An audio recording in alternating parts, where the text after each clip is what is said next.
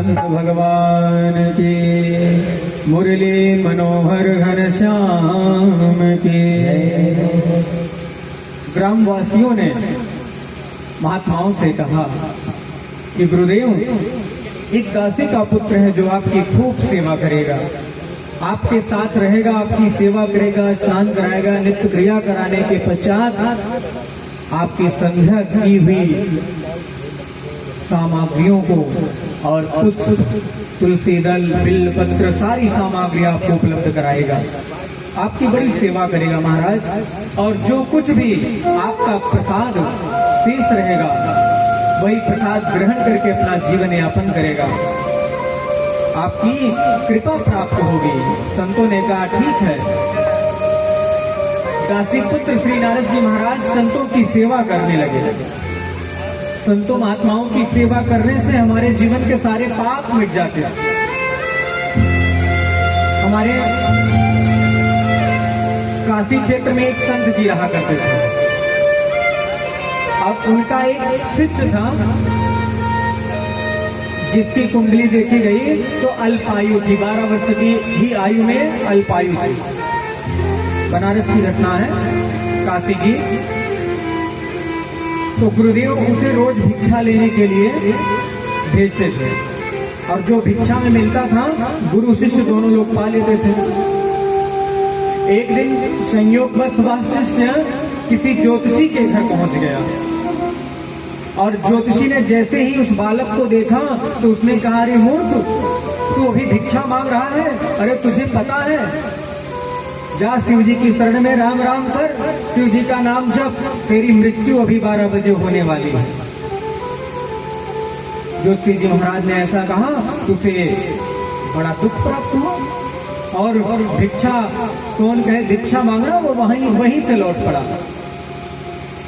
आने के बाद गुरुदेव के चरणों में गिर पड़ा कि गुरुदेव, आज के 12 बजे मेरी मृत्यु सुनिश्चित है।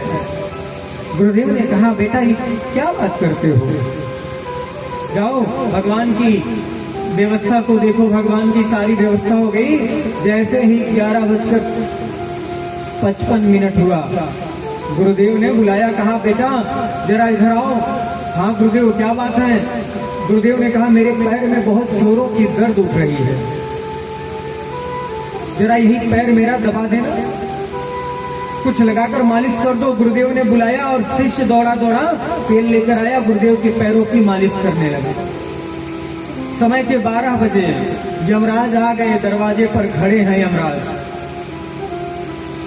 इंतजार कर रहे हैं कि ये गुरुदेव की सेवा से फुर्सत इसे मिले, तुरंत मैं इसके प्राणों का हरण करके यमपुरी लेकर चला जाऊंगा। 12:05 हो गए। गुरुदेव ने कहा, अरे बेटा आराम हो गया, जा, मुझे आराम हो गया और तेरा काम हो गया। कहा गुरुदेव क्या? कहा भूल गया। यमराज ने जैसे ही हाथ आगे बढ़ाई, गुरुदेव ने कहा ठहरो। अरे यमराज थोड़ा पढ़ लिख लो, समय के 12:05 हो गए, 12 बजे इसकी मृत्यु थी।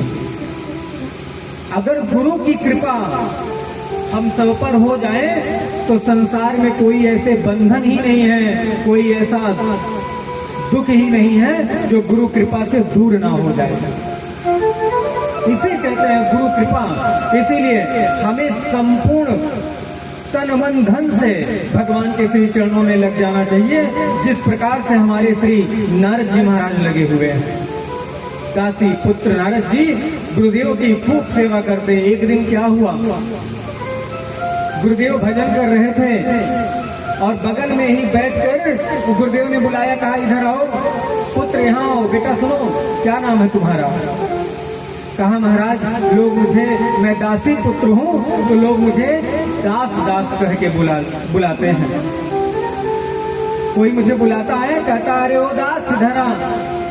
कहा नहीं बेटा, आज से तुम्हारा नाम दास नहीं, आज से तुम्हारा नाम रामदास है। बैठो, मेरे बगल में बैठो और मेरे साथ नाम संकीर्तन करो। जब संत जी भगवान की सेवा करते थे तब वो संत की सेवा करता था, और जब वो संत जी जब भगवान नाम संकीर्तन करते थे तो यही नारद जी महाराज गुरुदेव के साथ बैठकर भगवान नाम संकीर्तन करते।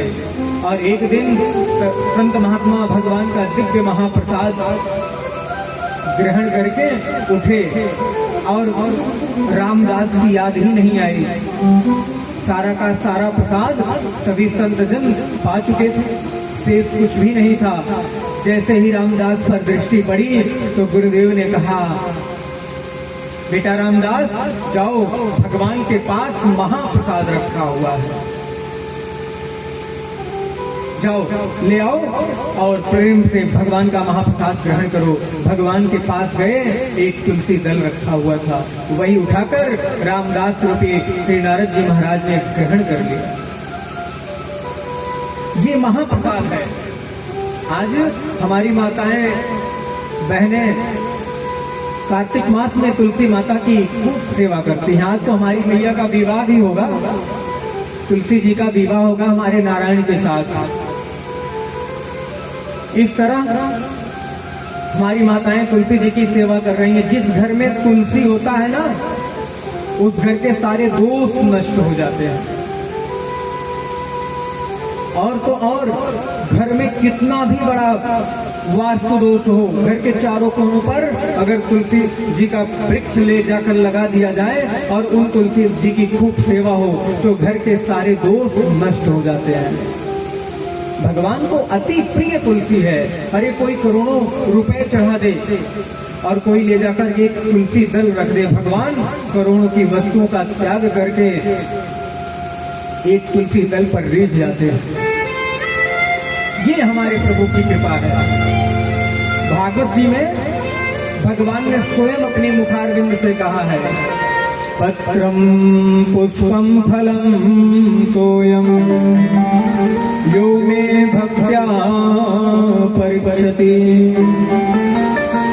मेरे भक्त पर निर्भर करता है कि मेरा भक्त हजारों लाखों करोड़ों 10 रुपए की सामग्री चढ़ाए या ना चढ़ाए, अगर वो प्रेम से एक लोटा जल ही मुझे चढ़ा दे तो मैं उस जल पर प्रसन्न हो जाता हूँ। और इतना ही नहीं, अगर मेरा भक्त एक तुलसी दल चढ़ा दे तो मैं उतने पर प्रसन्न हो जाता हूँ। हमारे श्री व्यास जी महाराज प्रदीप मिश्रा जी कहते हैं ना, एक लोटा जल सारी समस्या का हल। उनका यही नारा है कि अगर एक लोटा जल शिव जी को चढ़ा दिया जाए तो सारी समस्या का हल हो जाता है। बिल्कुल अक्षरशः सत्य कहा व्यास जी महाराज ने, गुरुदेव भगवान ने अक्षरशः सत्य कहा। लेकिन कब मन में छल कपट द्वेष अहंकार ये भरकर आप किसी के पास जाओगे तो आपके एक लोटे के जल से समस्या का हल नहीं होने वाला, जब तक आपका मन नहीं निर्मल होगा। इस तरह एक दिन नारद जी, दासी पुत्र श्री नारद जी महाराज ने गुरुदेव से कहा, गुरुदेव आप जिस नाम मंत्र का जप करते हैं वही गुरु मंत्र आप मुझे भी दे दीजिए। हे गुरुदेव मैं भी आपके साथ रहना चाहता हूँ। 4 महीने खूब डट कर गुरुदेव की सेवा की। एक दिन जब अपनी मैया के पास आए तो मैया ने कहा, बेटा तू भी बाबा के साथ रहकर बाबा बना जा रहा है, तू घबरा मत, मैं तेरे जल्दी से जल्दी शादी करवा दूंगी, तब मैं देखती हूँ तू कैसे बाबा बनेगा। आज अगर किसी को दिक्कत है तो जानते हैं किससे दिक्कत है? सबसे ज्यादा बाबाओं से ही दिक्कत है। माताओं को जो अपने बच्चों को डराना होता है तो माताएं क्या कहती हैं, बाबा आए हैं, झोले में पकड़ ले जाएंगे, चुप हो जा, जल्दी से दूध पी ले। अरे जिन बाबा के चरणों के समीप बैठाना चाहिए, जिन बाबा के सानिध्य में बालक को रखना चाहिए, उठी बाबा से दूर भगा रही है। और हाँ, ये कहना भी उनका सार्थक भी है, क्योंकि बाबा बनना बहुत आसान हो गया है। आजकल तो ब्राह्मण का वेश धारण करके सब बाबा ही बनना चाह रहे हैं। बहुत सारे तीर्थ स्थलों पर आप जाकर देखिए, आपको ब्राह्मण कम सबसे ज्यादा दर जाति मिलेंगे। जैसे आज की राजनीतिक पार्टियां बाबाओं पर राजनीति कर रही हैं। जितने बाबा पकड़े गए हैं, जितने लोग आज जेल में हैं, उन बाबाओं में से किसी एक बाबा को आप सिद्ध कर दीजिए कि ये ब्राह्मण है। अगर कोई ब्राह्मण है तो जीवन में कभी कोई अपराध कर ही नहीं सकता। क्यों? जानते हैं क्यों? ब्राह्मण है कौन? देवाधीनम जगत सर्वम मंत्राधीनो देवता ते मंत्रः ब्राह्मणाधीनो तस्मात् ब्राह्मण देवता। इस धरती के देव कौन है?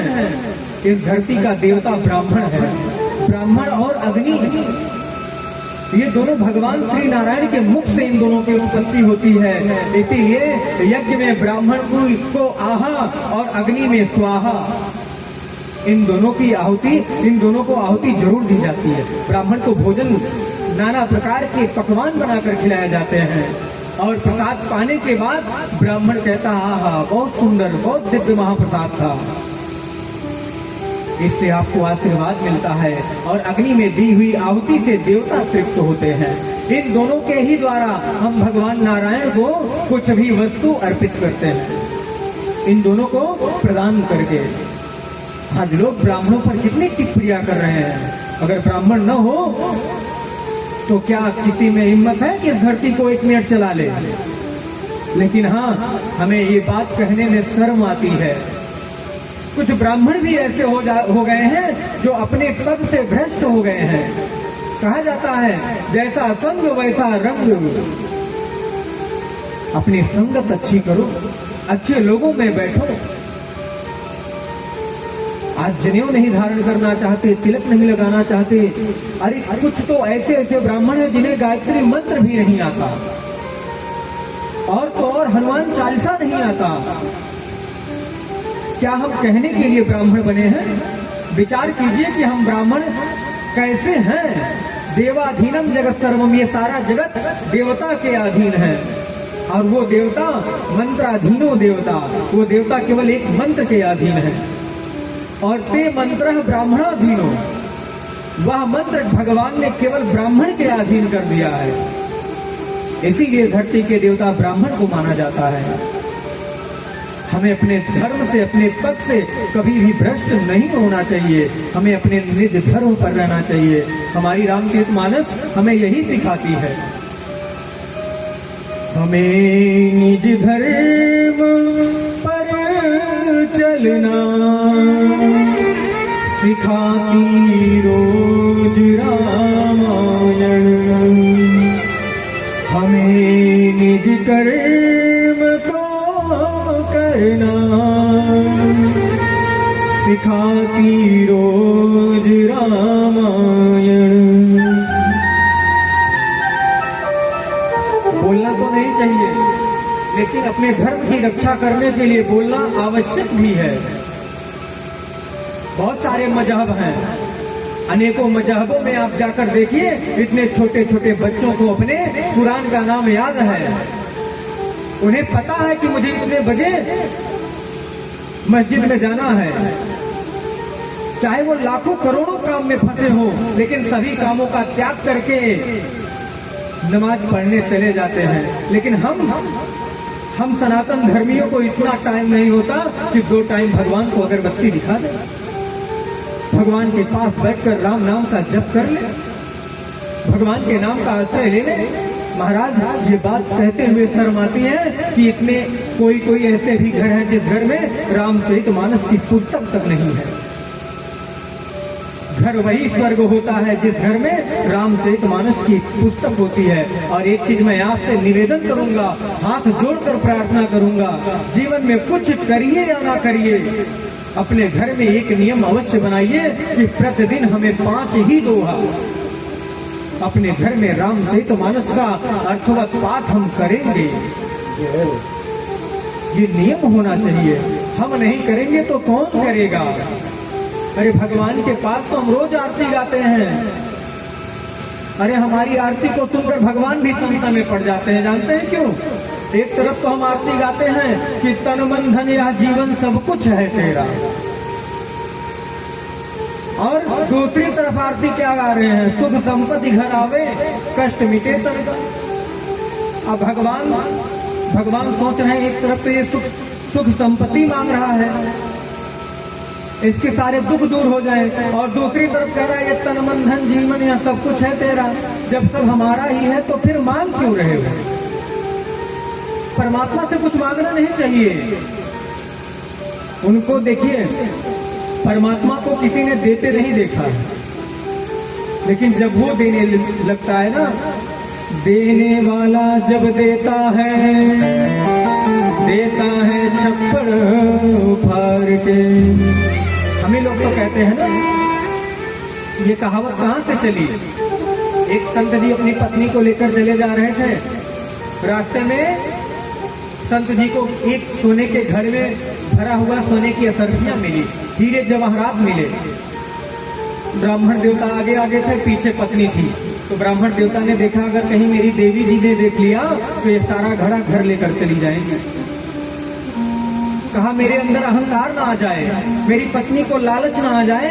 तो क्या किया, उन ब्राह्मण देवता ने एक गड्ढा खोदी और उसी गड्ढे के अंदर घड़े को दबा दिया। पत्नी आई, महाराज क्यों खड़े हैं? कहा बस सोचा साथ में ले ले तब चले आगे। आगे निकल गए, अपनी कुटिया में आए और उसी दिन कुछ डाकू संत की आश्रम पर आक्रमण करने आ गए, डाका डालने आ गए, चोरी करने आ गए। अब उनके भय से पत्नी ने स्वामी से कहा कि स्वामी लगता है आज हमारे कुटिया में कुछ चोर घुस आए हैं। तो संत जी ने कहा देवी हमारी कुटिया में है ही क्या, हम हैं और हमारे परमात्मा हैं। अगर उसे चोरी ही करना है तो फला रास्ते में फला जगह मैंने गड्ढा खोदकर सोने के घड़े में भरा हुआ हीरे जवाहरात असरफियां रखी हैं, जाओ जाकर ले। कहा सही बात है, साधु की कुटिया में क्या होगा, चलो वहीं चलते हैं। और जैसे ही गड्ढा खोद कर देखा तो सचमुच सोने का घड़ा दिखाई दिया। प्रसन्न हो गया सरदार और जैसे ही घड़ा निकाला और घड़े का ढक्कन हटाकर हाथ अंदर डालना चाहा तो अंदर क्या देखा, सांप बिच्छू से भरे हुए घड़े को। डर गया, कहा देखो ये महात्मा होकर झूठ बोलता है मुझसे। अरे अभी मैं अगर हाथ डाल देता तो ये सांप बिच्छू मुझे डस लेते और मैं मर जाता। मैं इसकी चालाकी को समझ गया, अब निश्चय ही ये सांप बिच्छू से इन लोगों की ही मृत्यु होगी। घड़ा लेकर चल पड़े और संत जी की कुटिया में आए। कुटिया के छप्पर पर चढ़ गए, छप्पर को थोड़ा सा हटाया और सारे के सारे हीरे जवाहरात से भरी हुई घड़े को पलट गए और सांप बिच्छू के स्थान पर उस घड़े से हीरे जवाहरात गिरने लगे। तो संत जी ने कहा कि देने वाला जब देता है छप्पड़ फाड़ के। तुझे देते नहीं देखा मगर झोली भरी देगी। ये है हमारे भगवान की कृपा, ये मेरे प्रभु की कृपा है। इस तरह मैया ने कहा कि तू बाबा के साथ रहकर बाबा बना जा रहा है, अब मैं तेरी शादी करवा दूंगी, तब मैं देखती हूँ तू कैसे बाबा बनता है। कहा मैया मैं महात्माओं के साथ रहकर भगवान की भक्ति करना चाहता हूँ। देखिए आज हम सभी अपने बच्चों को चाहते हैं कि मेरा बेटा डॉक्टर IAS PCS इंजीनियर बने, लेकिन कोई माँ बाप ये नहीं चाहते कि मेरा बेटा भगवान का भक्त बने। मैं ये नहीं कहता कि आप पढ़ाई लिखाई बंद करवा के उन्हें बाबा बना दो। शिक्षा के साथ भगवान की भक्ति भी बहुत जरूरी है। जीवन में संस्कार अति जरूरी है, संस्कार से ज्यादा जरूरी हमको लगता है कुछ भी नहीं। आज इसी संस्कार के चलते हम अपने परिवार से हमारी दूरी बनती जा रही है। सुंदर पत्नी, परिवार, घर द्वार सब कुछ मिल गया, लेकिन अगर कुछ छूटा तो केवल हमारे परिवार, हमारे भाई बंधु, इन्हीं से हमारी दूरी बनती है। दूसरे दिन नारद जी महाराज को पता चला कि 4 महीने पूरे हुए संत अपने आश्रम को जाने वाले हैं। तो नारद जी ने कहा गुरुदेव मैं भी आपके साथ चलूंगा। कहा बेटा नहीं, अभी तुम्हारे ऊपर तुम पितृ ऋण से उऋण हो चुके हो।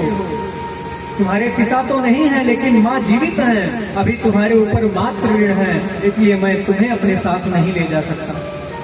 लेकिन हे बेटा रामदास, मैं तुम्हें गुरु मंत्र देता हूँ, इसी गुरु मंत्र की खूब जप करना और याद रखना, जब तब तक करना जब तक परमात्मा दर्शन न दे दे।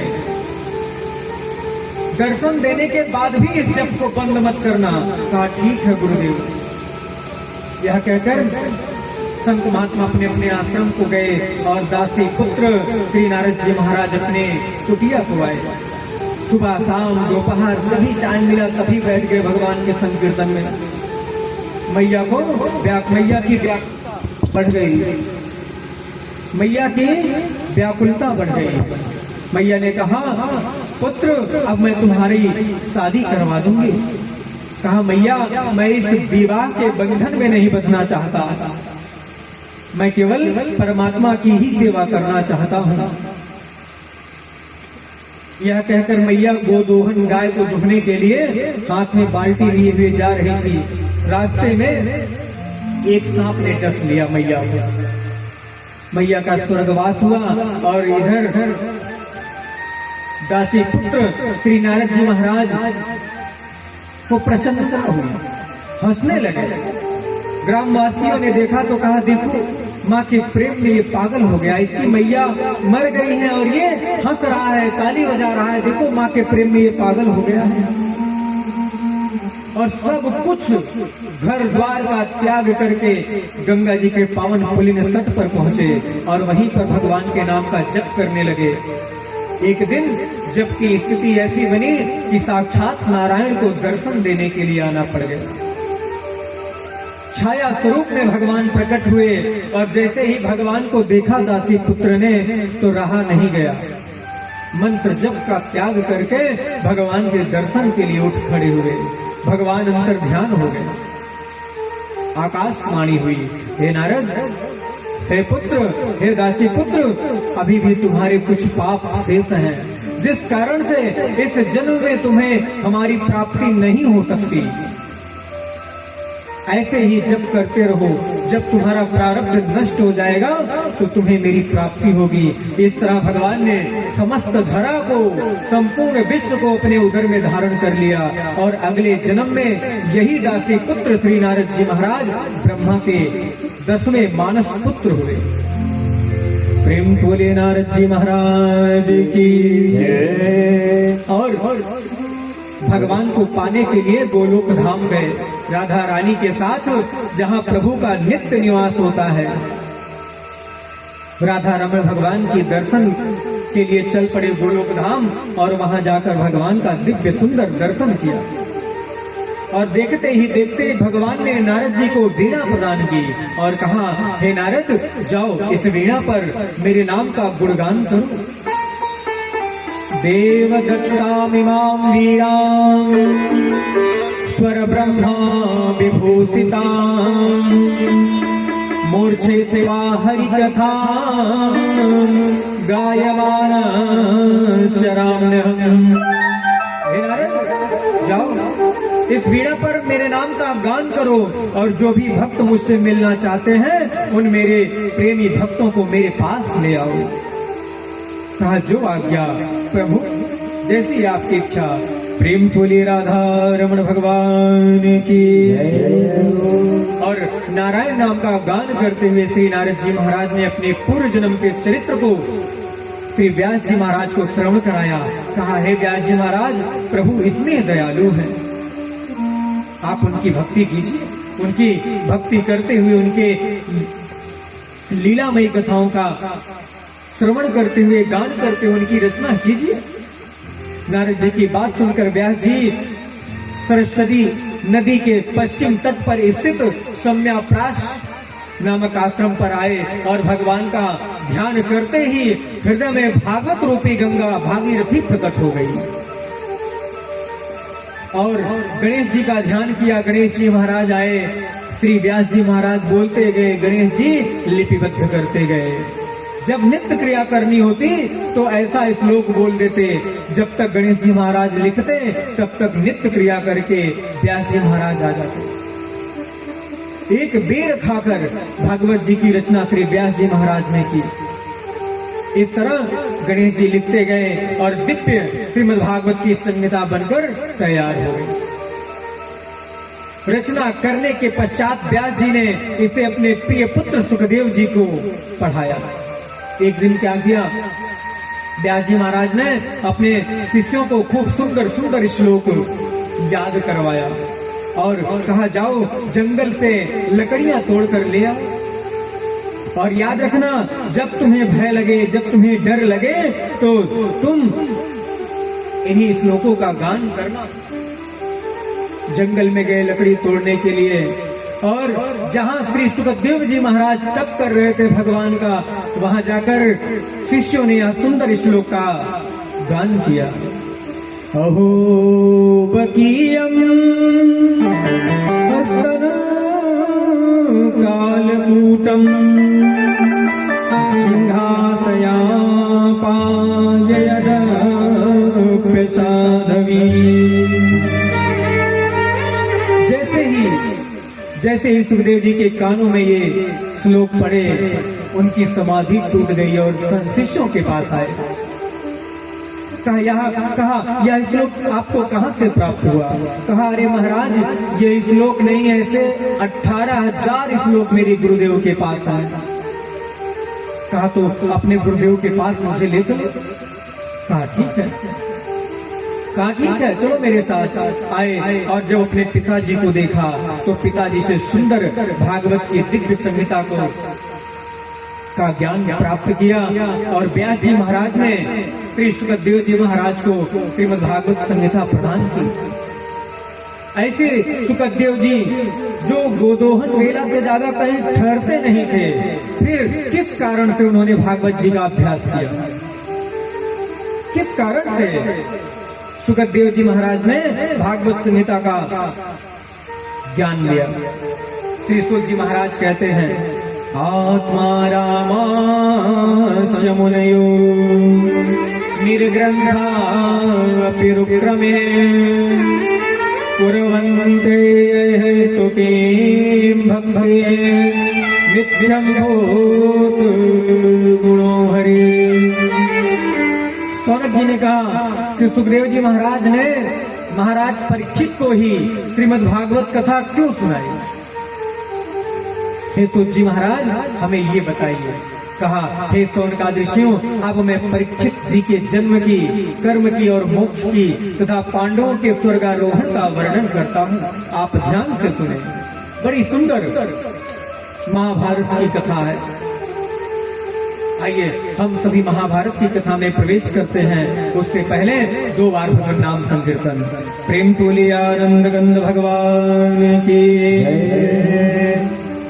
हरि बोल हरि बोल हरि बोल, जय जय राधा रमण हरि बोल।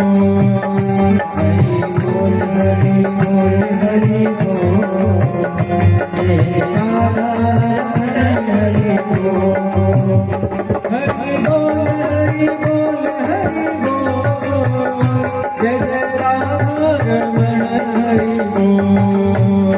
हरि बोल हरि बोल हरि बोल, जय राधा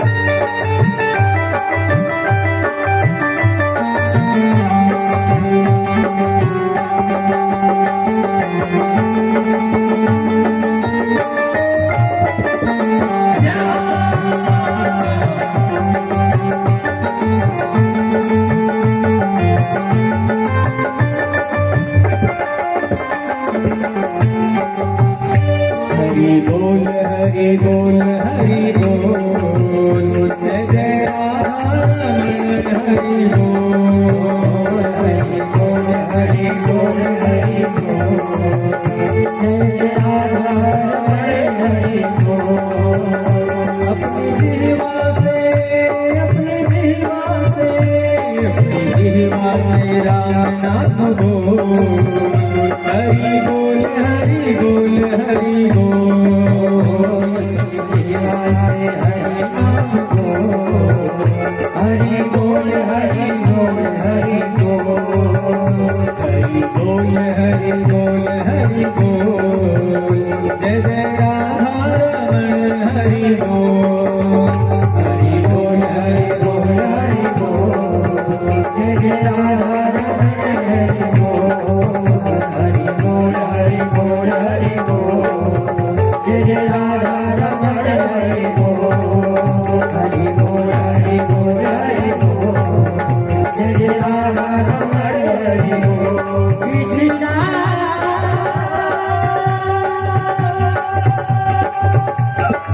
कृष्णा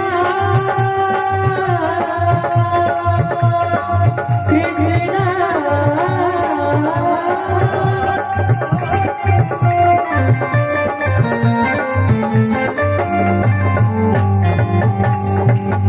प्रेम तुल्य आनंद गंध भगवान की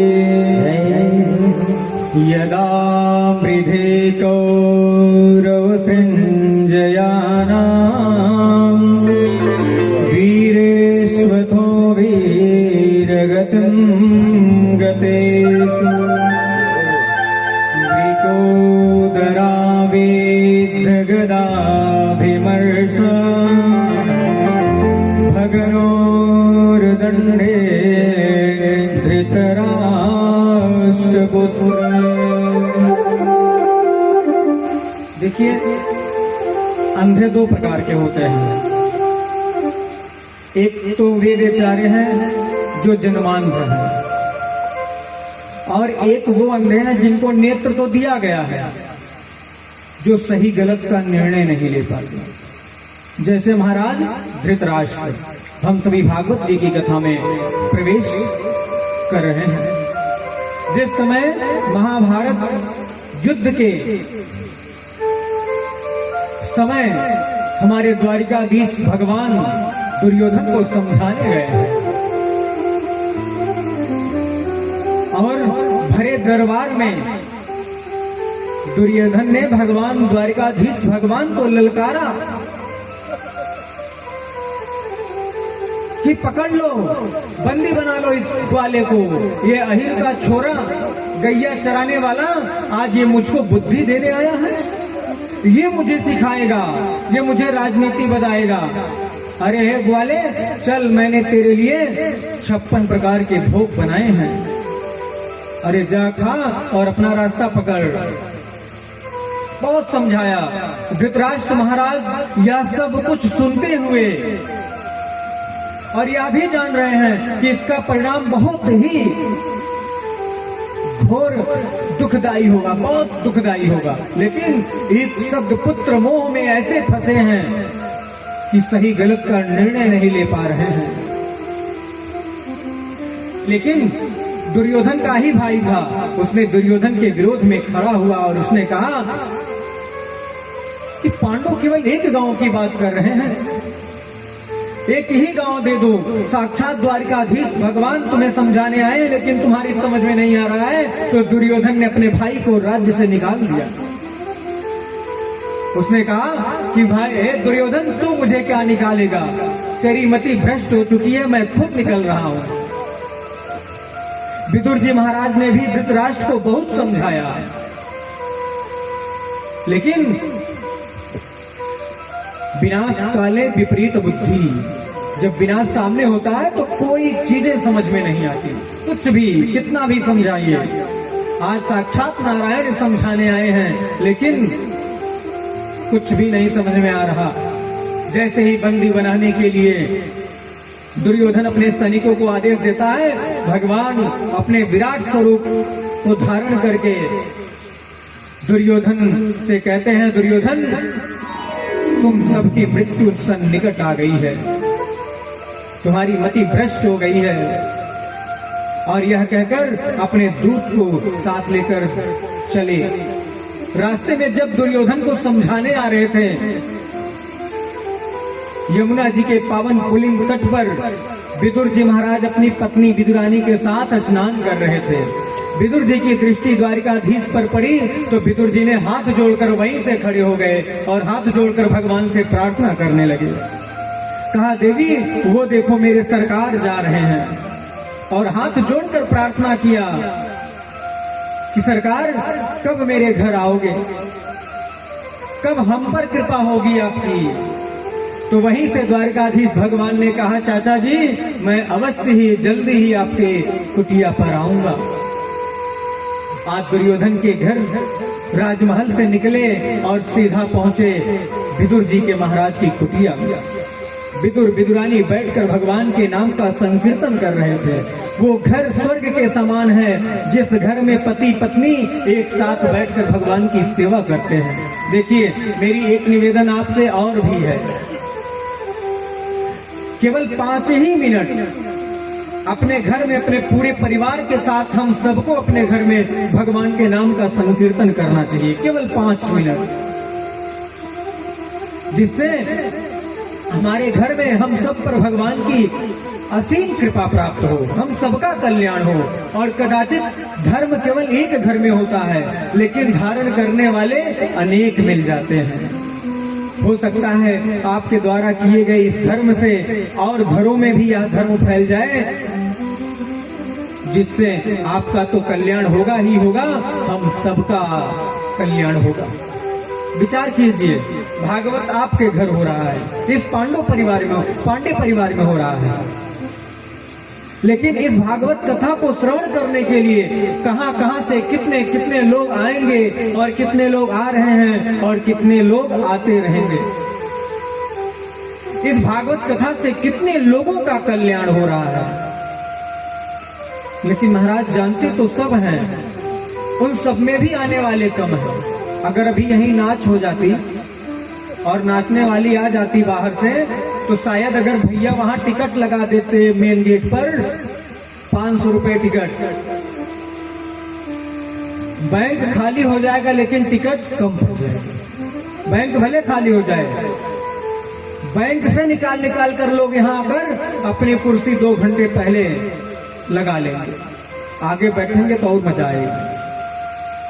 भगवान की कथा हो रही है, इसीलिए जगह खाली है। भरेगी, लेकिन कब? अभी तो लोग सोच रहे हैं 7 दिन तक चलेगा। चलेंगे, किसी दिन मुंह दिखा देंगे, हम भी आए थे। देखिए, इस विचार में कौरवों की सारी सेनाएं मारी गई।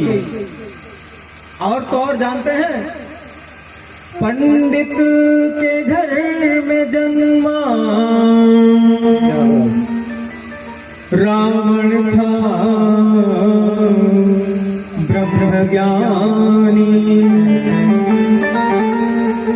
ब्रह्म ज्ञान से न कल्याण हुआ, निकला महाअभिमानी।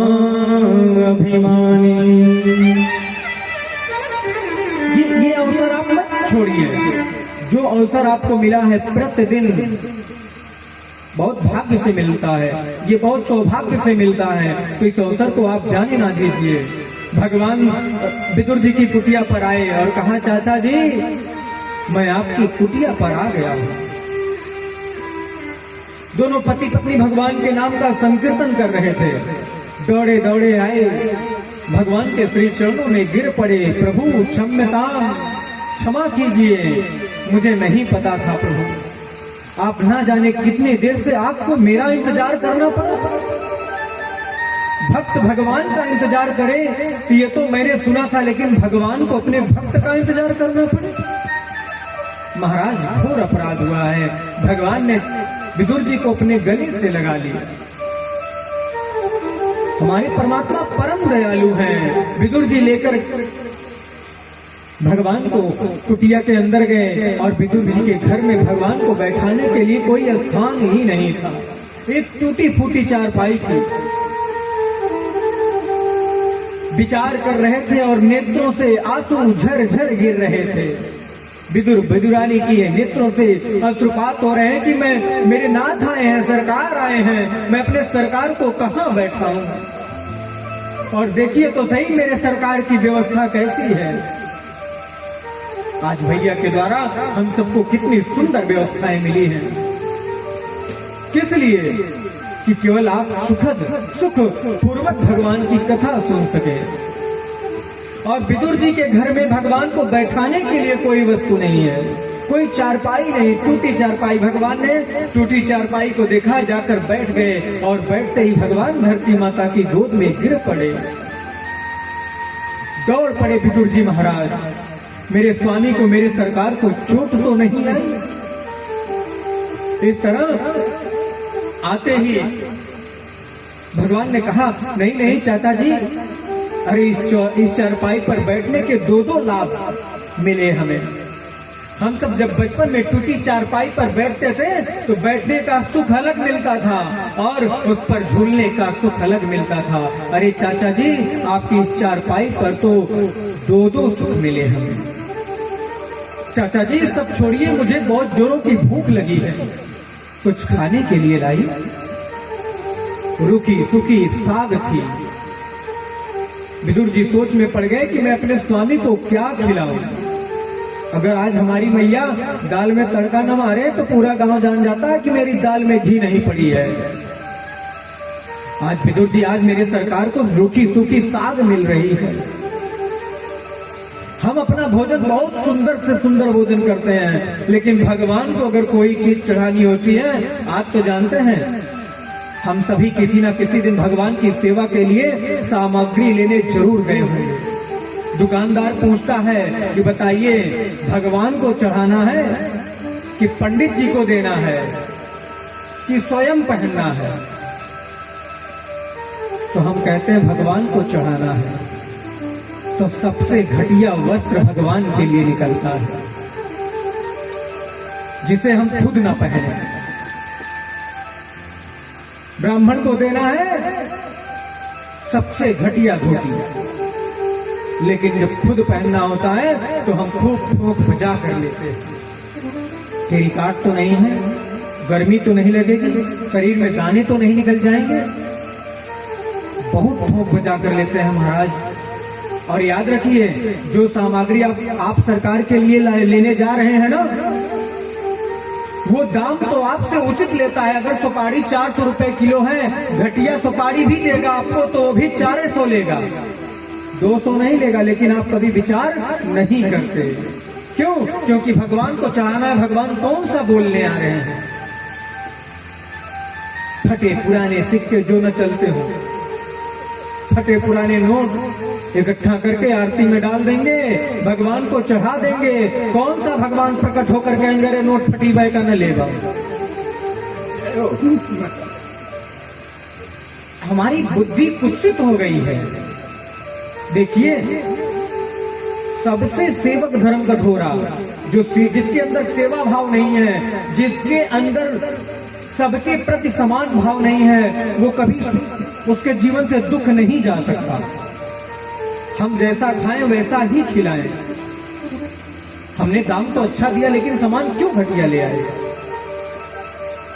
जैसे इतनी सुंदर दिव्य व्यवस्था हमारे भैया ने की है, किसके लिए? केवल हम सबके लिए, जिससे इन पर भगवान की, सरकार की, हमारे राधा रमण भगवान की कृपा सदैव बनी रहे।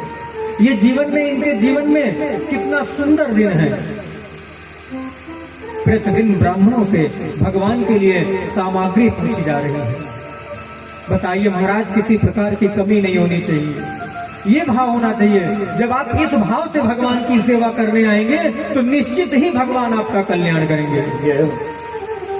ये भावना होनी चाहिए। आज विदुर जी महाराज सोच रहे हैं कि मैं अपने सरकार को कैसे रूखी सूखी साग खिलाऊं। भगवान चारपाई से उठे और जाकर रूखी सूखी साग हाथ में लेकर खाने लगे। तभी तो संत कहते हैं, दुर्योधन घर में वा त्यागो, साग विदुर घर खाई, सब सबसे ऊंची प्रेम सगाई। प्रेम के बस अर्जुन रथ हाँक्यों,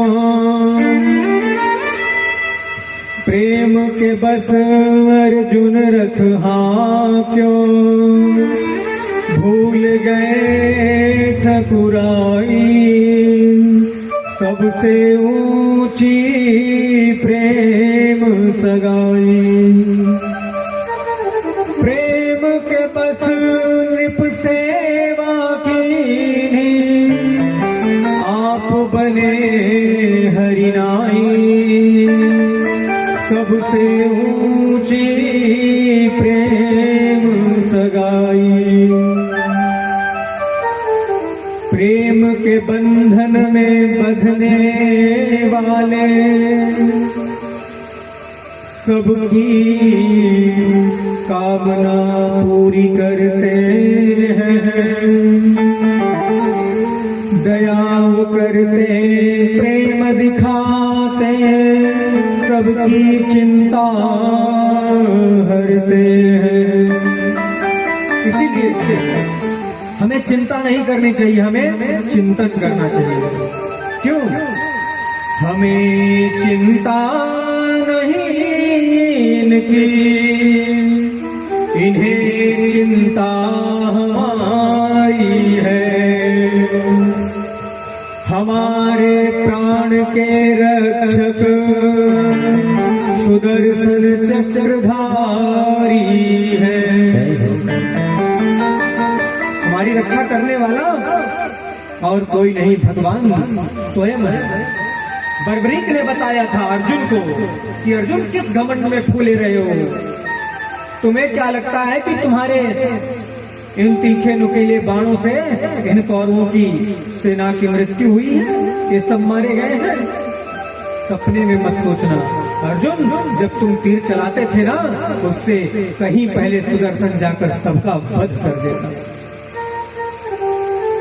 महाभारत का युद्ध प्रारंभ हुआ, एक एक करके सारी सेनाएं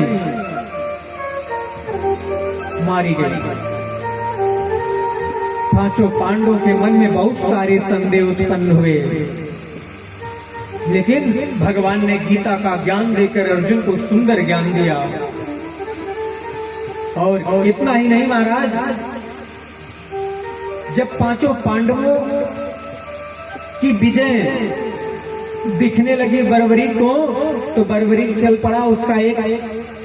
उसकी माता ने बताया था कि साक्षात नारायण ही श्री कृष्ण द्वारिकाधीश के रूप में अवतरित हुए हैं। पुत्र जिसकी मृत्यु इनके हाथों से हो जाएगी, उसे वैकुंठ लोक प्राप्त होगा। बर्बरीक ने कहा, मैया तब तो मैं निश्चित ही उनके हाथों से अपनी सदगति करवाऊंगा। कहा नहीं, यही तो असंभव है। कहा मैया संभव तो मैं करूंगा। चल पड़ा बर्बरीक। भगवान ने जब बर्बरीक को आते देखा तो भगवान जान गए कि बर्बरीक में वो सामर्थ्य है, एक ही बाण में पूरे महाभारत के युद्ध को समाप्त कर सकता है। भगवान चल पड़े, ब्राह्मण का वेश धारण करके बर्बरीक को रोका। कहाँ जा रहे हो? बर्बरीक ने ब्राह्मण रूपधारी भगवान को देखा तो बर्बरीक पहचान गया कि ये साक्षात द्वारिकाधीश ही हैं। उसने कुछ नहीं कहा। कहा मैं महाभारत के युद्ध में जा रहा हूँ। कहा किस लिए? कहा मैंने प्रतिज्ञा ली है, जो सेना कमजोर पड़ेगी उसकी तरफ से मैं युद्ध करूंगा। कहा क्या तुम अधर्म की तरफ से युद्ध करोगे? कहा हाँ, मैंने प्रतिज्ञा ली है। भगवान ने खूब समझाया। बर्बरीक जान रहा था, भगवान को बार बार क्रोधित कर रहा था। भगवान ने कहा मैं तुम्हारी परीक्षा लूंगा। एक पीपल के पेड़ के पास ले गए। कहा हे बर्बरीक, तुम इस पीपल के सभी पत्तों में छिद्र कर सकते हो? कहा हाँ। भगवान ने अपने पैरों के नीचे एक पत्ते को दबा लिया। कहा चलो। देखते ही देखते एक ही बाण में सारे पत्तों में छिद्र कर दिया बर्बरीक। जब भगवान ने अपने पैर हटाए तो पैर के नीचे जो पत्ता था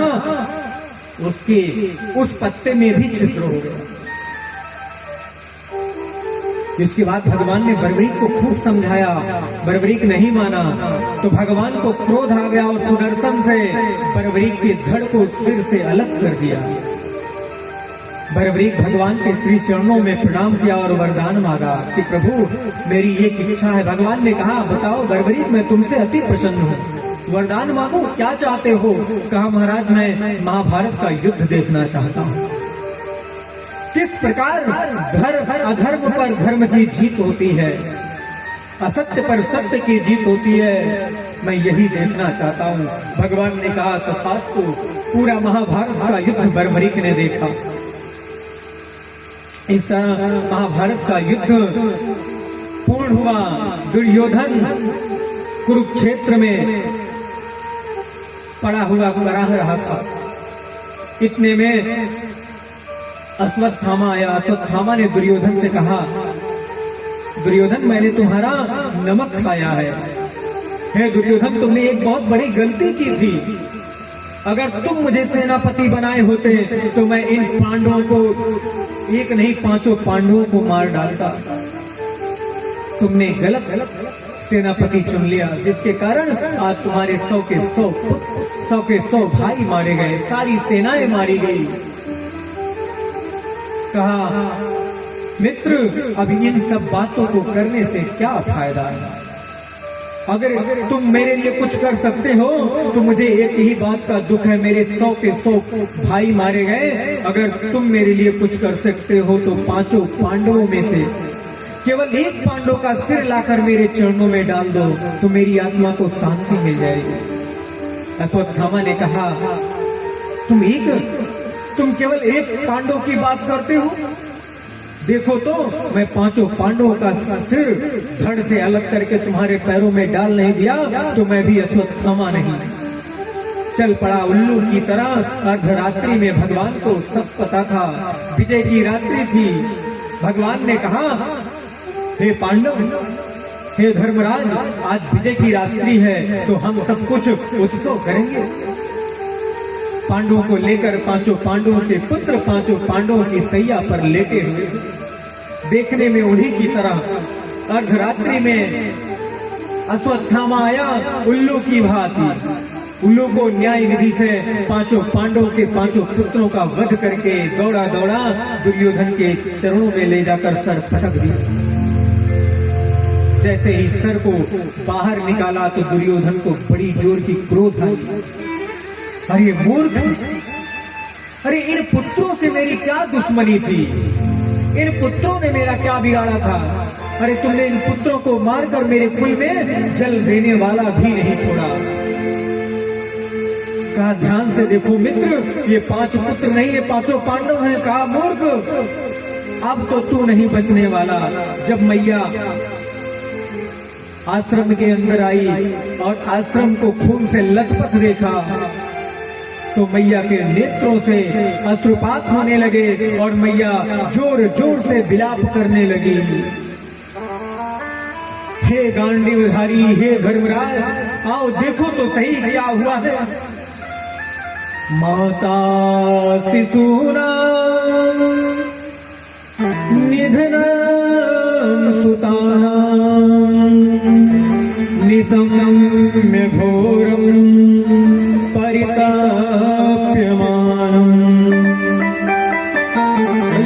करने लगी। अर्जुन ने कहा, देवी द्रौपदी को सांत्वना देते हुए अर्जुन ने कहा, देवी, अर्जुन ये प्रतिज्ञा करता है कि जिसने भी तुम्हारे पुत्रों का वध किया है ना, तुम्हारे चरणों में लाकर उसे मृत्यु दंड देगा। हे द्वारिकाधीश, मेरे रथ पर आरूढ़ हो जाओ और ले चलो मुझे उस पापी के पास। दौड़े दौड़े अर्जुन जाकर रथारूढ़ हुए। भगवान द्वारिकाधीश रथ लेकर चल पड़े। आगे आगे अश्वत्थामा, पीछे पीछे अर्जुन को आता देखकर अश्वत्थामा भयभीत हो गया और ब्रह्मास्त्र अर्जुन पर साधा। भगवान ने अर्जुन से कहा, अर्जुन तुम भी ब्रह्मास्त्र चलाओ। दोनों ब्रह्मास्त्र आपस में टकराते।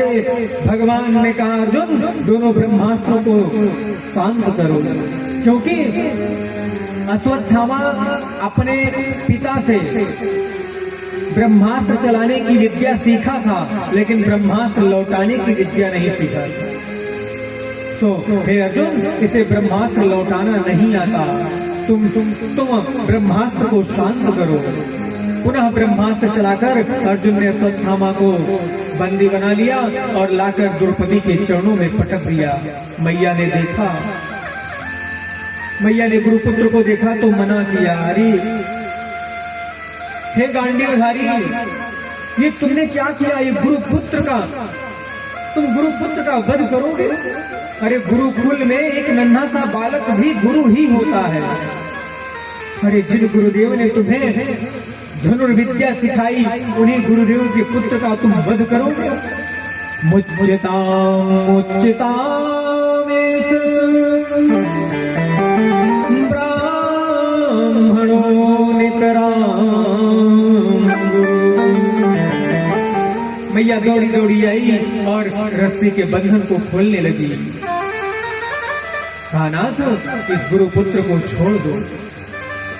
कहा, नहीं देवी, इसे मैं जीवित नहीं छोड़ सकता, मैंने प्रतिज्ञा ली है। दौड़े दौड़े आए भीम ने कहा कि सब लोग मुझे इसे जीवित छोड़ दो, लेकिन मैं इसे जीवित नहीं छोड़ूंगा। इसने सोते हुए पुत्रों का वध किया है। पांचों पांडवों में धर्मराज युधिष्ठिर आए। कहा, हे अर्जुन, देवी द्रौपदी सत्य कह रही है, इन्हें छोड़ दो। अब अर्जुन ने कहा कि भैया, जब भी हमारे जीवन में संकट आया तो उस संकट को दूर करने के लिए हम सब ने द्वारिकाधीश के शरण में जाकर अपने संकट का निवारण किया है। आज इस संकट से वे ही निकालेंगे। चल पड़े, भगवान के पास पहुंचे और भगवान से कहने लगे तो भगवान ने कहा, हे अर्जुन, ध्यान से सुनो। शास्त्र कहता है, ब्रह्म बंधुर्न हन्तव्यम् आततायी वधारणम्। हे अर्जुन, ब्राह्मण की हत्या नहीं करनी चाहिए। ब्राह्मण कितना भी बड़ा पापी क्यों न हो, ब्राह्मण को मृत्यु दंड नहीं देना चाहिए। लेकिन आतताई कोई हो, पापी कोई हो, उसका वध कर देना चाहिए। अर्जुन ने कहा, महाराज, एक बात समझ में नहीं आई। जैसे तुम टेढ़ी टांग करके खड़े होते हो ना, वैसे टेढ़ी मेढ़ी बातें भी करते हो। एक तरफ तो कह रहे हो कि ब्राह्मण का वध नहीं करना चाहिए और दूसरी तरफ कह रहे हो कि आतताई कोई हो मार देना चाहिए। आज भगवान ने याद दिलाया कि अर्जुन, मैंने तुम्हें गीता का ज्ञान दिया है, आज उस ज्ञान की परीक्षा है। अर्जुन समझ गए और भरे दरबार में ले जाकर गुरुपुत्र का अपमान करके उसके शिखा कटवाकर उसके तेज मणि को छीन लिया और इसके बाद धक्का मारकर राज दरबार से बाहर निकाल दिया। ये ब्राह्मण की मृत्यु है। अगर आप किसी को मार देंगे तो उसे केवल एक बार दुख होगा, लेकिन किसी का अपमान करके राज दरबार से, घर से निकाल देंगे तो जितनी बार सोचेगा उतनी बार मृत्यु मरेगा। भगवान प्रसन्न हुए। इस तरह अश्वत्थामा ने मन में संकल्प लिया कि इसके कुल में मैं पानी देने वाला भी नहीं छोड़ूंगा। यह संकल्प लेकर अश्वत्थामा चल पड़ा। इधर भगवान ने कहा कि हे अर्जुन, हे धर्मराज युधिष्ठिर, मैं बहुत दिनों से यहाँ रह रहा हूँ, अब मैं अपने द्वारिकापुरी को जाना चाहता हूँ। जैसे ही भगवान ने कहा, वैसे ही तुरंत ही पांडवों को ऐसा लगा कि जैसे उनके पैर तले से धरती खिसक गई।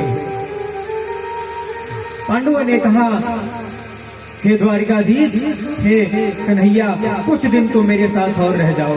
कहा, नहीं नहीं, बहुत दिन हो गया। भगवान एक पैर रथ पर रखे हैं और दूसरा पैर धरती माँ पे और अभ्यस्त मुद्रा में सबको आशीर्वाद दे रहे हैं। इस तरह इतने में दौड़ी दौड़ी देवी उत्तरा आती है। उत्तरा आती है। उत्तरा ने कहा, पाहि पाहि महायोगिन देवदेव जगत्पते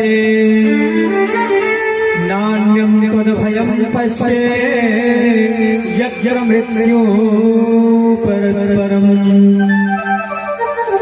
हे महायोगी, हे देवाधिदेव, मेरी रक्षा कीजिए। अश्वत्थामा ने पुनः ब्रह्मास्त्र का संधान देवी उत्तरा के गर्भ पर कर दिया।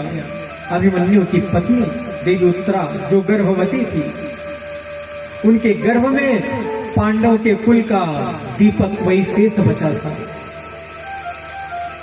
कहा, हे महायोगी, हे द्वारिकाधीश, मुझे अपने प्राणों की चिंता नहीं है, परंतु मेरे गर्भ में जो पांडवों का वंश है, मैं उसे खोना नहीं चाहती।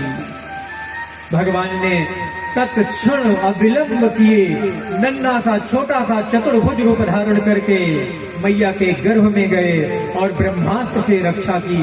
नन्हे नन्ही छोटी छोटी आंखों से राजा परीक्षित चतुर्भुज रूपधारी भगवान को देखते हैं और मन ही मन संकल्प लेते हैं कि प्रभु, मैं देख रहा हूँ इस ब्रह्मास्त्र से आप मेरी रक्षा कर रहे हो।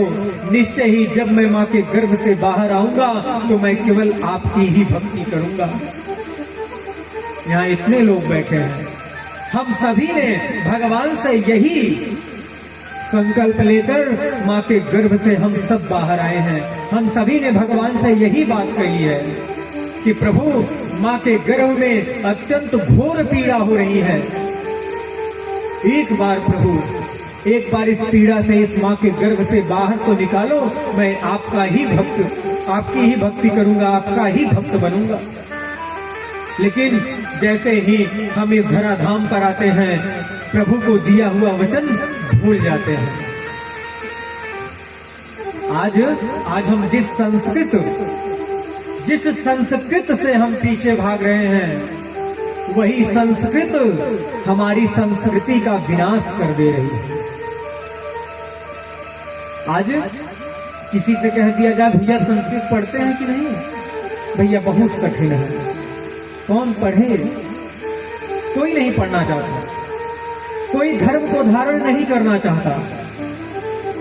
हम संस्कृत से नहीं, अपनी संस्कृति से भाग रहे हैं, अपने आचार विचार व्यवहार से भाग रहे हैं, अपनी संस्कृति अपनी सभ्यता से भाग रहे हैं। इस तरह परीक्षित जी ने माँ के गर्भ में ही यह संकल्प लिया और इस तरह जब रक्षा हुई तो आज देवी माता कुंती आई। मैया कुंती ने भगवान से रुकने के लिए कहा, पांडवों ने कहा तो भगवान ने कहा ठीक है, कुछ दिन रुक जाते हैं, फिर चलेंगे। भगवान तो चले आए। अच्छा, भगवान आए क्यों? मैया कुंती ने भगवान से एक वरदान मांगा। जब मैया कुंती ने भगवान को प्रणाम किया तो भगवान ने कहा, बुआ जी, ये उल्टी गंगा काहे बहा रही हो? अरे आप मेरी बुआ हो, आपको मुझे प्रणाम करना चाहिए, मैं आपको करूं, आप क्यों मुझसे कर रही हो? कहा, कन्हैया, आज तू कुछ नहीं बोलेगा, आज केवल मैं ही बोलूंगी। जब तू एक बार प्यार से तू मुझे बुआ जी कहता है तो मैं तुम्हें अपना भतीजा मानकर रह जाती हूँ। मुझे पता है कि तुम साक्षात लक्ष्मीपति हो। बुआ कहते ही मैं तुम्हें अपना भतीजा मानकर रह जाती हूँ और भूल जाती हूँ, सांसारिक संबंधों में बंध जाती हूँ। भगवान, हे प्रभु, आज मैं आपसे एक वरदान मांगने आई हूँ। कहा, मांगो, क्या चाहिए? आज संसार की पहली माँ है जिन्होंने भगवान से ऐसा वरदान मांगा। उनके बाद आज तक किसी ने भगवान से ये वरदान नहीं मांगा। कहा, मांगो बुआ, तुम्हें क्या चाहिए? कहा, कन्हैया, अगर तू मुझे कुछ देना चाहता है तो मुझे दुख दे। क्या? मुझे दुख दे। भगवान ने कहा कि बुआ जी, अभी तुम्हारा दुख से पेट नहीं भरा? अरे तुम्हारे पुत्रों की बार बार निर्मम हत्या करने का प्रयास किया गया, मारने का प्रयास किया गया, इससे भी बड़ा दुख क्या आएगा आपके जीवन में? तुम्हारा सारा राज्य छिन गया, तब भी तुम अपने धर्म पर अडिग रही। लेकिन आज अगर हमारे जीवन में कोई छोटा सा दुख आ जाता है तो हम भगवान को गाली देने लग जाते हैं। बारिश नहीं होती तो लोग इंद्र को गाली देने लग जाते हैं। अरे आपने कितने दिन भगवान सूर्य को अर्घ दिया?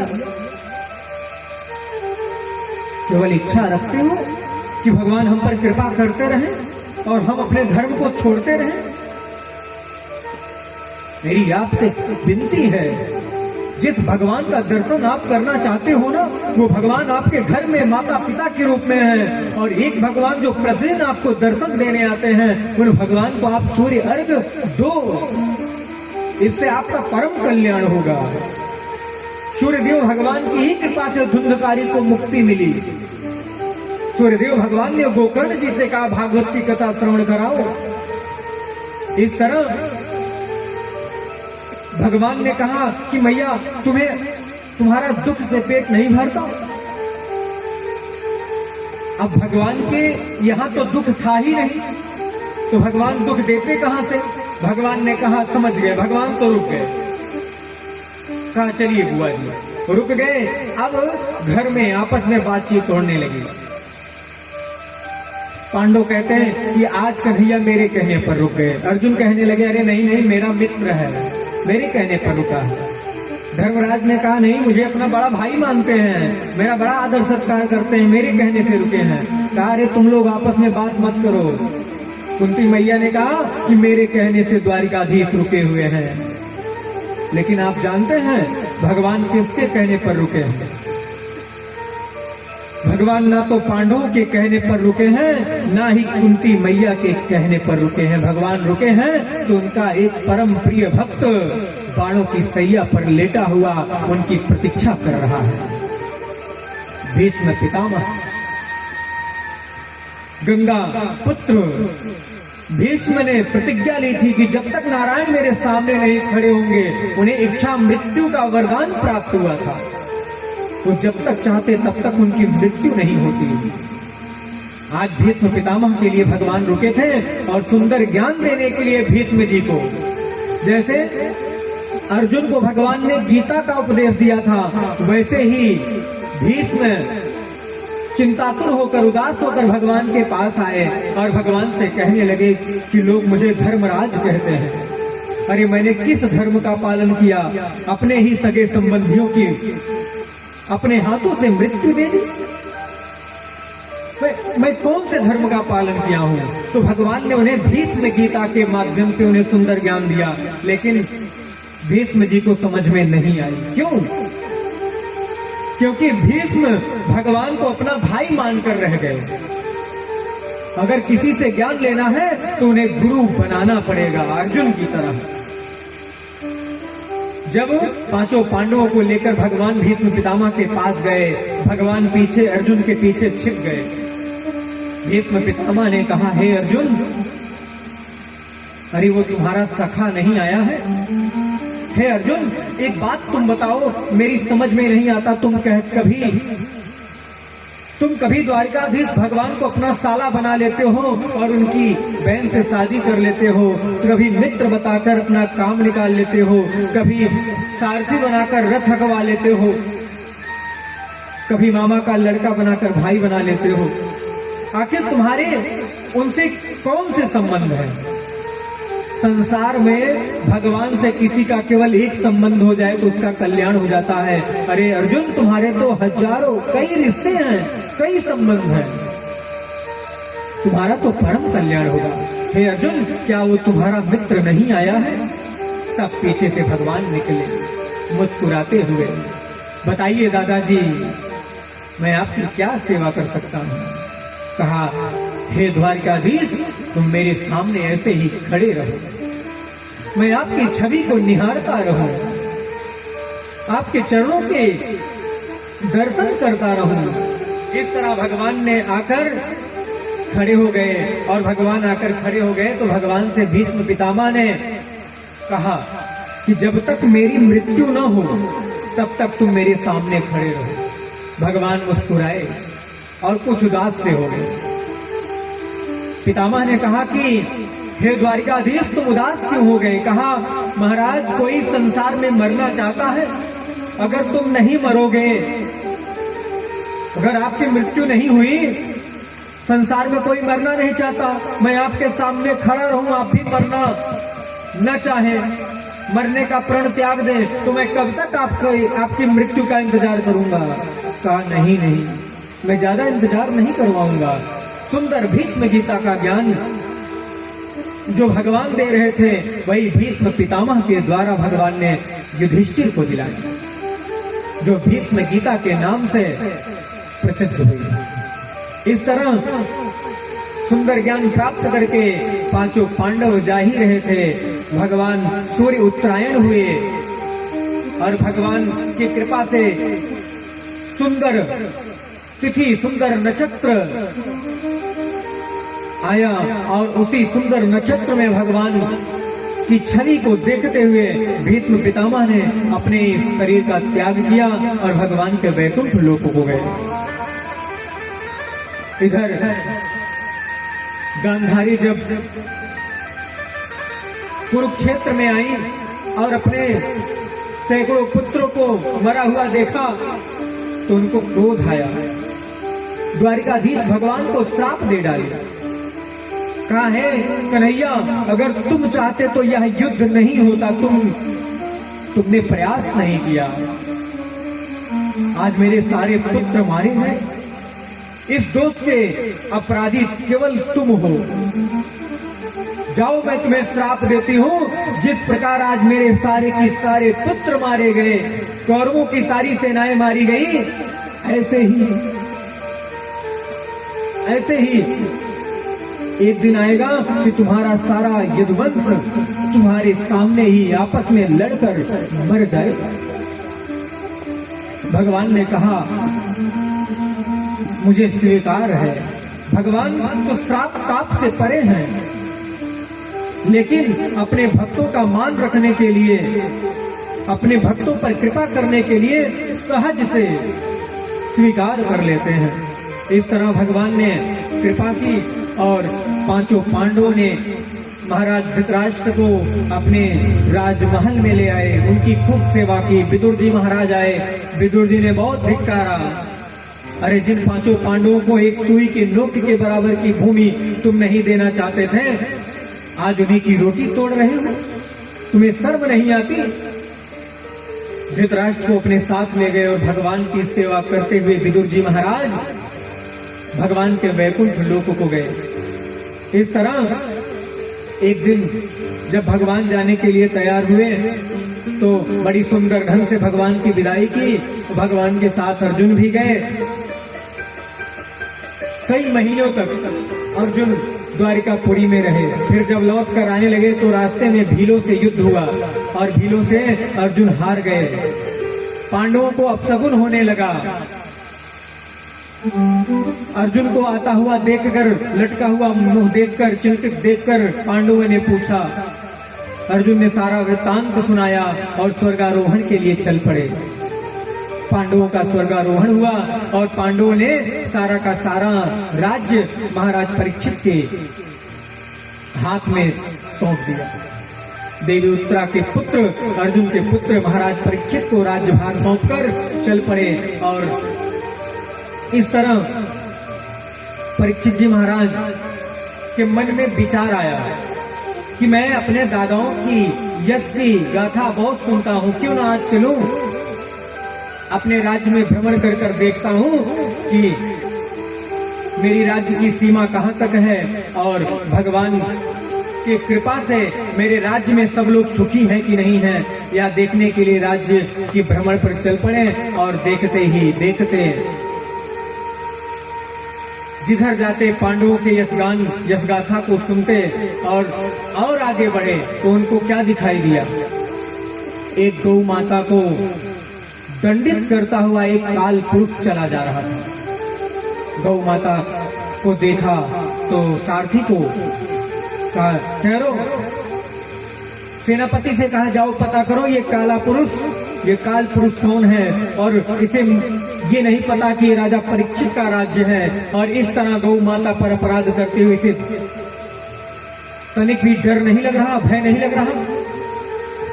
स्वयं राजा परीक्षित गए और पूछने लगे कि तू कौन है और तुझे मुझसे भय नहीं?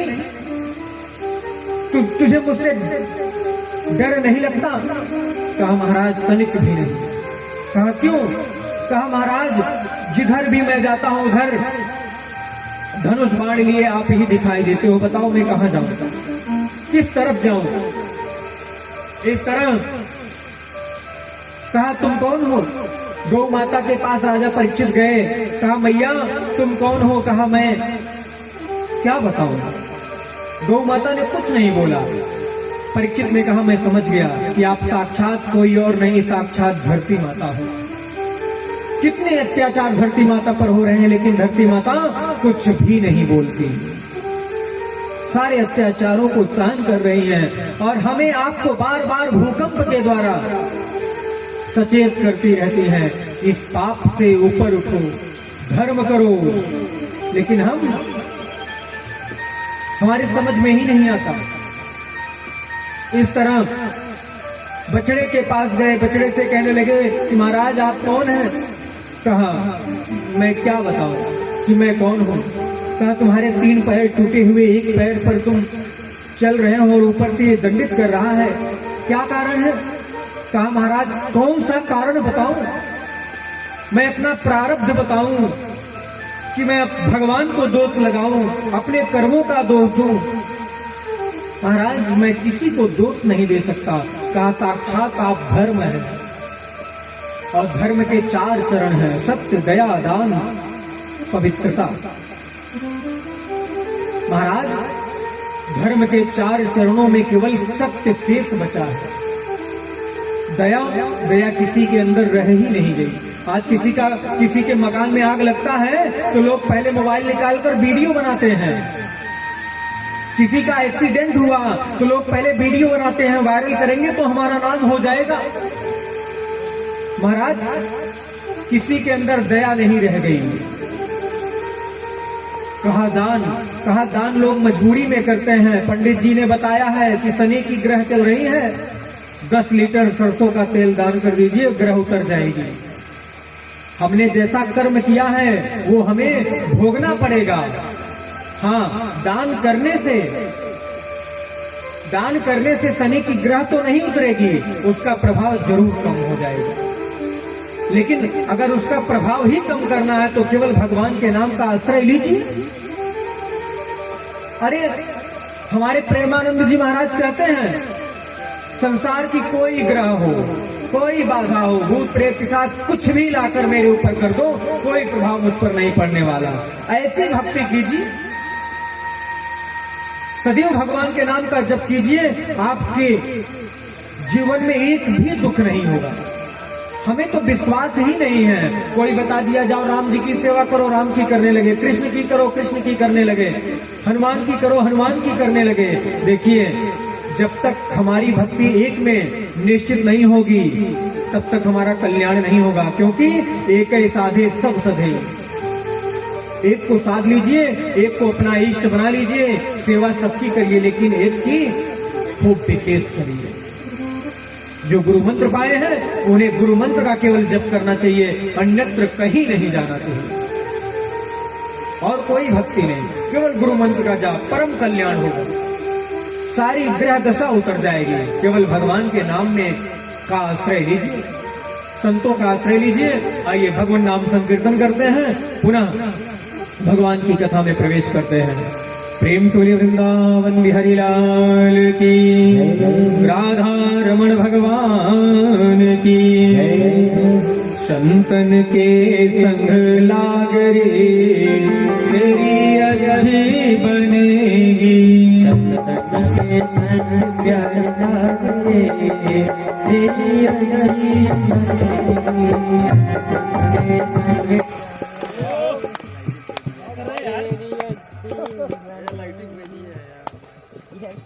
मत करो यार, मोबाइल टाइम पे बिगाड़ सिस्टम अच्छा नहीं बना पा रहे हैं। तो उनका तक क्या है, लाइट वाले लगे ना।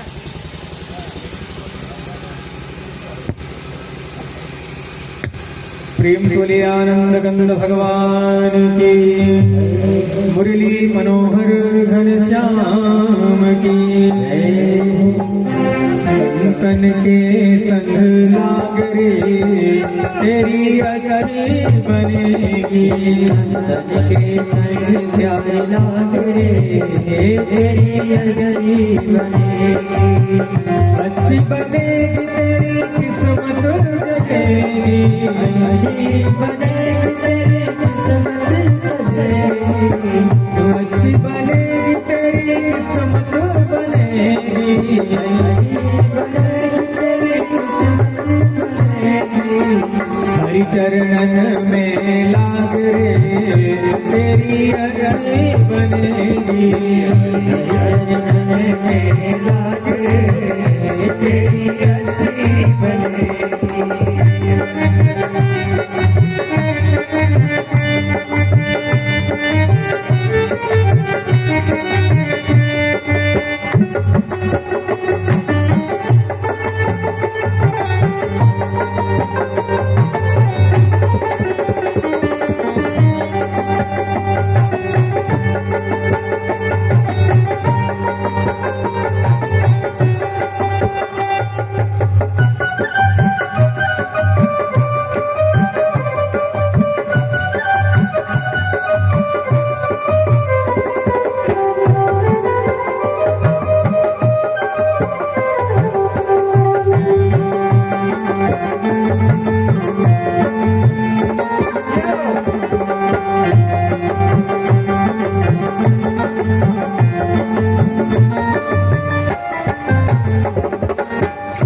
संतन करे संग पुण्य कमाई। संतन के संग पुण्य कमाई। संतन संग कर पुण्य कमाई। संतन संग कर पुण्य कमाई। राम चरण अनुराग तेरी अच्छी बनेगी। संतन के संग लाग रे तेरी अच्छी बनेगी। संतन के संग लाग रे तेरी अच्छी बनेगी।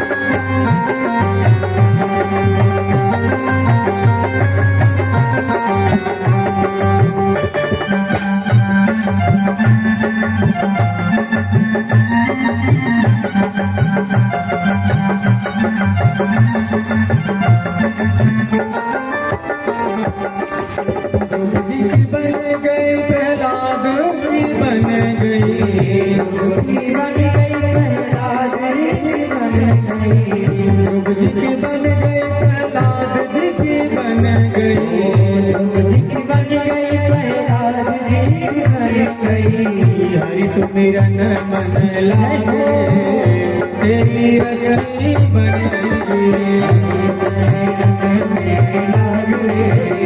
तेरी अच्छी बनेगी। तेरी अच्छी बनेगी। कागा से तोहे हंस बनावे। कागा से तोहे हंस बनावे। कागा से तोहे हंस बनावे। कागा से तोहे हंस बनावे। मिट जाए उनके दाग रे तेरी अच्छी बनेगी।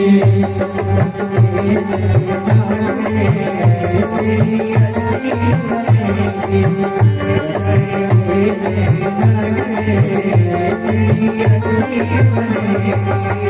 मोहनिसा में बहुत दिन सोए। मोहनिसा ने बहुत दिन सोए। मोहनिसा में बहुत दिन सोए। मोहनिसा में बहुत दिन सोए। जाग सके तो अब जाग रे तेरी रच्ची बनेगी। शंकर के तू जाग रे तेरी अच्छी बनेगी। चंदन के तू लाग रे तेरी रच्ची बनेगी। शंकर के तू जाग रे तेरी अच्छी बनेगी। सुख वित नारी तीन असाए,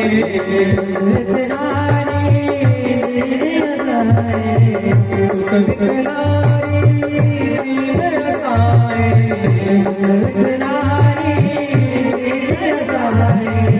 त्याग सके तो इन्हें त्याग रे तेरी अच्छी बनेगी।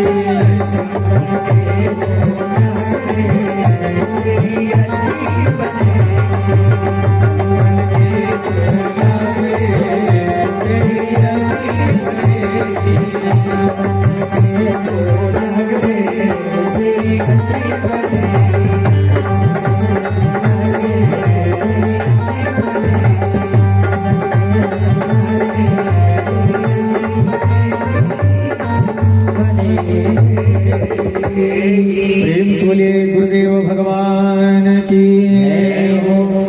जब तक हम संत की शरण में नहीं जाएंगे तब तक हमारा कल्याण नहीं होगा। किसकी तरह? राजा परीक्षित की तरह। तो दया नहीं रह गई हम में, दान भी नहीं रह गया, पवित्रता शुद्धता नहीं रह गई। जहां जैसे पाए वैसे खा लिए। हमने शुद्धता नहीं देखी, पवित्रता नहीं देखी, ग्रहण कर लिए। इस तरह जैसा खाए अन्न वैसा रहे मन। अगर हम शुद्ध सात्विक अन्न का ग्रहण करेंगे तो हमारी बुद्धि शुद्ध हो जाएगी, पवित्र हो जाएगी।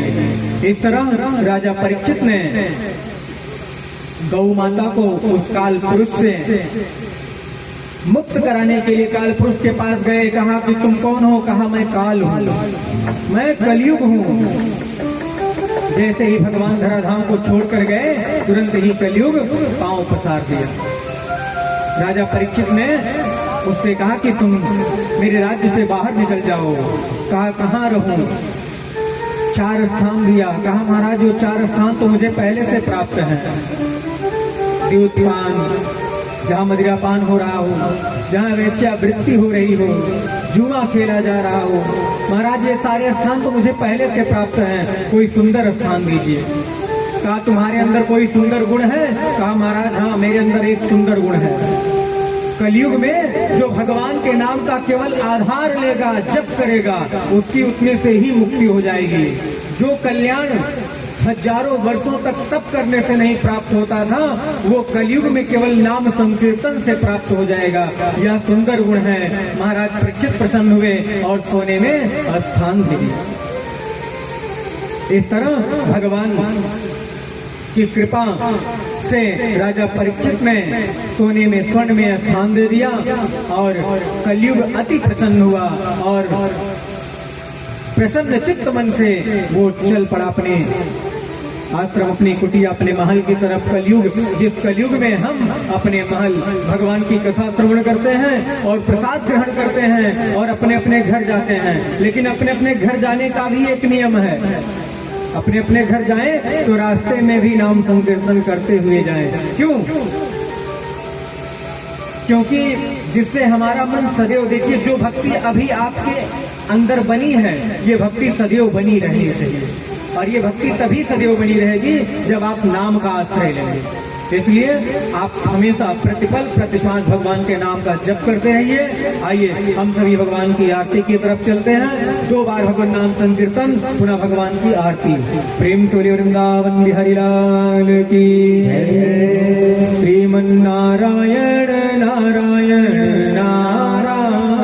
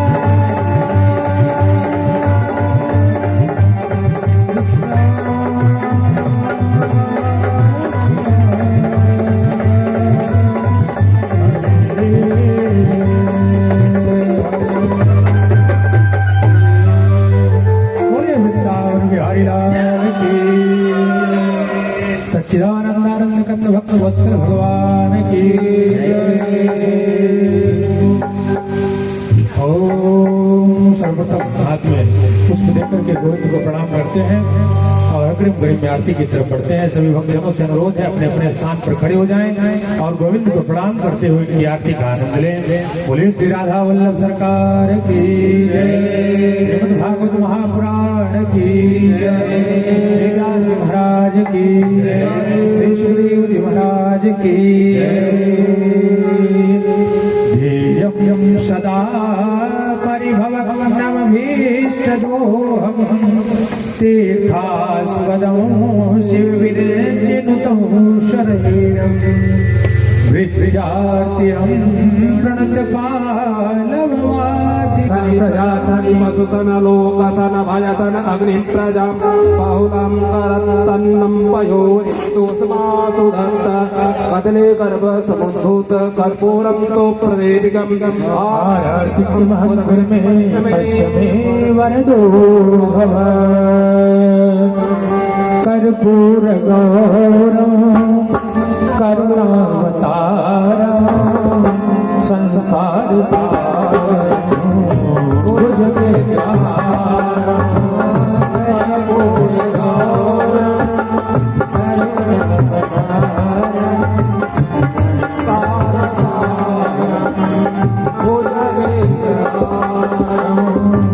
सदा वसंतं हृदयारविन्दे सदा वसंतं हृदयारविन्दे भवं भवानी श्रीतं भवानी भवानी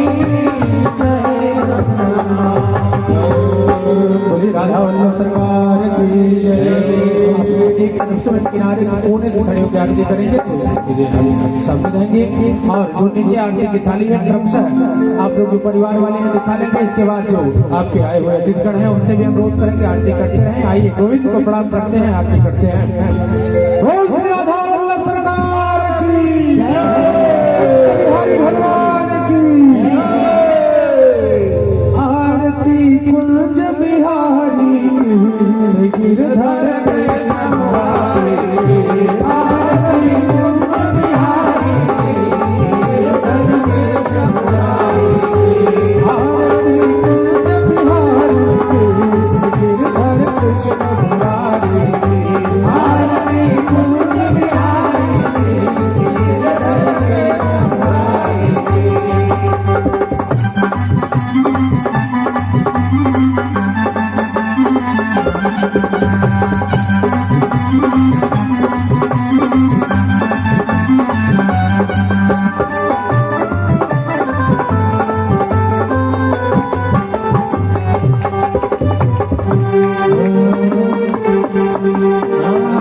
गले में वैजंती माला गले में वैजंती माला बजावे मुरली मधुर बाला बजावे मुरली मधुर बाला श्रवण में कुंडल झलकाला श्रवण में कुंडल झलकाला नंद के आंगन नंदलाला नंद के आंगन नंदलाला गगन सम अंधकार काली गगन सम अंधकार काली राधिका चमक रही आली राधिका चमक रही आली लगन में ठाणे वनमाली लगन में ठाणे वनमाली भ्रमर सी अलक कस्तूरी तिलक चंद्र सी झलक ललित छवि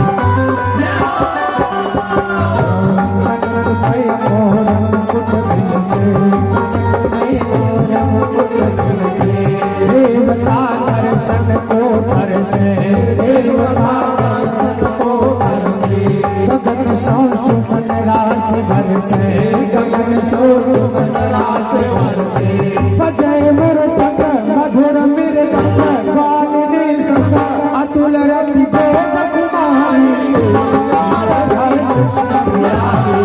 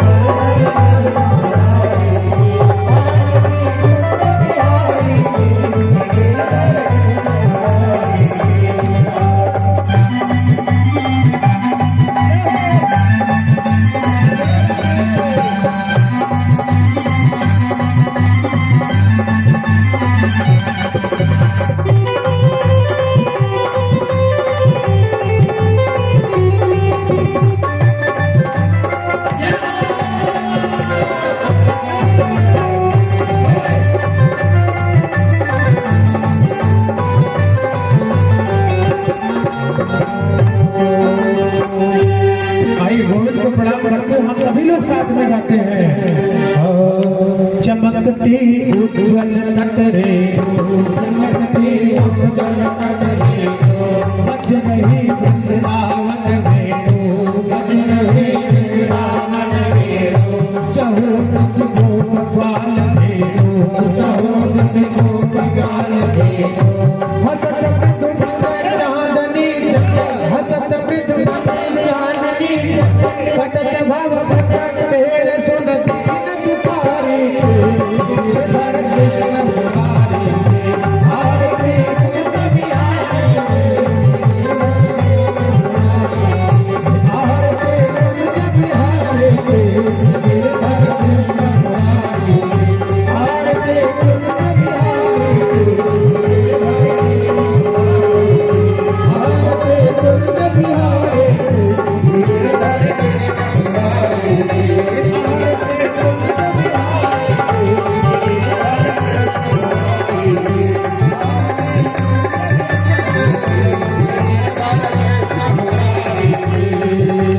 भागवत भगवान की है आरती, पापियों को